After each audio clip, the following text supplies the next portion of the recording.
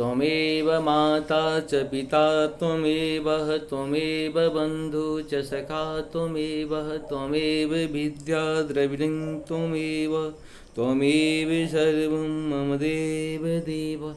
इस प्रकार से श्री भागवत सुधा सागर का हम लोग कल से प्रारंभ किए थे। भागवत सुधा सागर का महात्म्य पे हम लोग चल रहे हैं। पहला अध्याय है महात्म्य का। और चैनल को सब्सक्राइब, लाइक और शेयर करें। सत्य सनातन के लिए हम लोगों का जय हिंद, जय भारत। आप सबों का स्वागत है। मैं राम नरेश झा। शुरू करते हैं।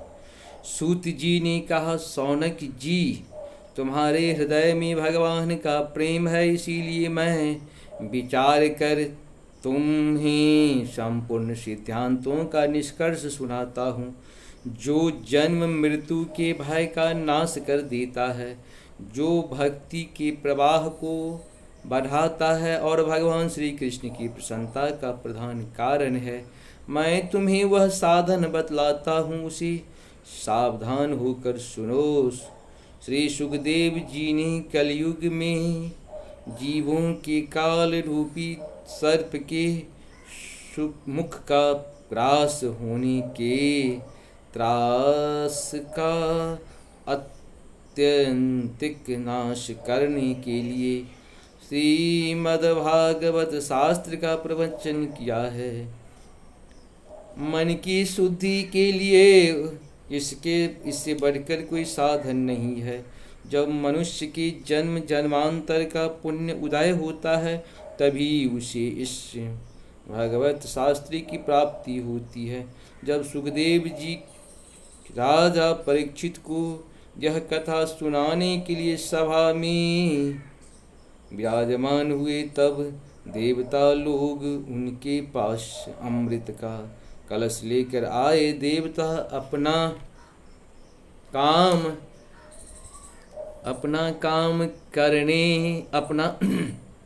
काम बनाने में बड़े कुशल होते हैं। अतः यहाँ भी सबने सुखदेव मुनि को नमस्कार करके कहा, आप यह अमृत लेकर बदले में हमें कथामृत का दान दीजिए।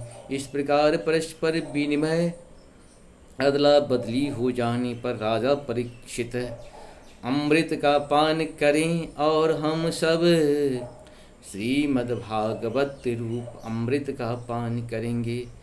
इस शरीर में कहाँ कांच और कहाँ महामूल्य मणि तथा कहाँ सुधा और कहाँ कथा। श्री सुखदेव जी ने यह सोचकर उस समय देवताओं की हंसी उड़ा दी। उन्हें भक्ति शून्य कथा का अनधिकारी जानकर कथामृत का दान नहीं किया। इस प्रकार यह श्रीमद्भागवत की कथा देवताओं को भी दुर्लभ है। पूर्व काल में श्रीमद्भागवत के श्रवण से ही राजा परीक्षित की मुक्ति देखकर ब्रह्मा जी को भी बड़ा आश्चर्य हुआ था। उन्होंने सत्यलोक में तराजू बांध कर सब साधनों को तौला। अन्य किसी साधन तौल में हल्के पड़ गए। अपने महात्म के कारण भागवत ही सबसे भारी रहा, यह देखकर सभी ऋषियों को बड़ा विस्मय हुआ। उन्होंने कलयुग में इस भगवद रूप भागवत शास्त्र को ही पढ़ने सुनने से तत्काल मोक्ष देने वाला निश्चय किया। सप्ताह विधि से श्रवण करने पर यह निश्चय भक्ति प्रदान करता है। पूर्व काल में इसे दया परायण शनकादि ने महर्षि नारद को सुनाया था। यद्यपि देवर्षि ने पहले ब्रह्मा जी के सुख से इस श्रवण कर लिया था, तथापि सप्ताह श्रवण की विधि तो उन्हें शनकादि ने ही बताई थी।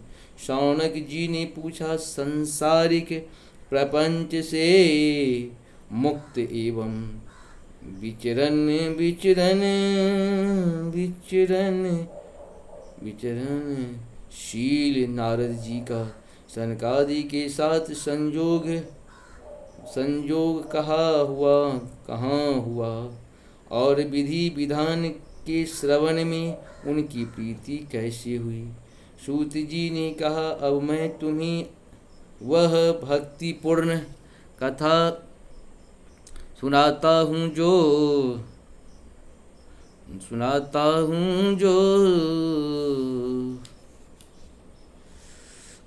जो सुखदेव जी ने मुझे अपना अनन्य शिष्य जानकर एकांत में सुनाया था।